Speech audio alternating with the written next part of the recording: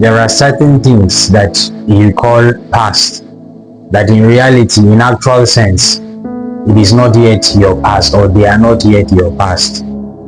So past can only be considered past when it does not affect the present. I get that. We cannot have a present without a past, right? You can't have a today without yesterday. But there is a difference between building today on yesterday with building today for yesterday. So one allows you to move forward, to look forward, and the other makes you to keep looking backwards. So sometimes it is you trying to move on, you trying to forge ahead, but your past is holding on to you, it is insisting, and some of the time it is you that is holding on to your past. Everything that is around you is suggesting that the time has come for you to forge ahead, but you are holding on to the past for some reason. So in the first instance, it is your past that is holding on to you, and then in the second instance, it is you that is holding on to your past. So it is wise for you to sit down with your past, come to the negotiation table and iron things out. What do you have against your past? Or else, what does your past have against you? You should iron it out squarely, discuss it. That is the only time that it will allow you and say, I have let you go, or you allow it and said, finally, I think I will let you be. Otherwise, you will say, I have moved on. You know that kind of language.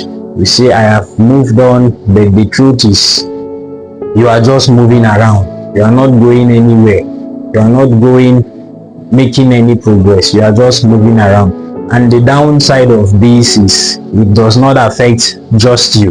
Whoever happens to be your friend would have to struggle with you moving on. If your friend is big on making progress, on moving forward, you would have to struggle. And the worst is, if you happen to find someone, whoever settles with you would have to suffer, because while the person will be trying to make progress, you will be insisting, or your past will be insisting, that you have not yet settled me, or you will be insisting that I have not yet settled my past, and that will lead to eventual frustration for both of you. And if the person realizes early before settling with you, people that understand, they will leave and never return. And if it happens that they were not so sensitive enough, or they were not so keen to notice that, and they eventually settle with you, both of you will be frustrated, because you are facing different directions. While the person is facing the front, you will be facing backwards, and so much disagreement, constant disagreement, misunderstandings. You will be making him to pay, or you will be making her to pay for what they are not responsible for. So whatever it is that your past has against you, or you have against your past, if you intend to make progress, if you intend to move further, it is time to come to the negotiation table, iron it out with your past, discuss it, and at the end you will find that you are free to move on. You will find that freedom. Nothing is holding on to you, and you are not holding on to anything. But if you allow it, you let it be hidden. As it is hidden, it continues to eat deep within, until one day you collapse and we don't know why. And it will be because there is a burden that has been weighing you, that has been drawing you backwards, and you have refused to keep that burden in order to move forward. So make that call if you have to. Arrange for that meeting if you have to. Send that letter if you have to. Send that apology if you have to.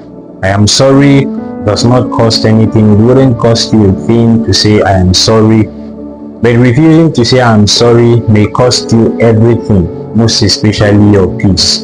So whatever it is that needs to be done, you need to take the initiative of doing it for your sake and for the sake of the people that you love, or you would eventually love. Settle it with your past.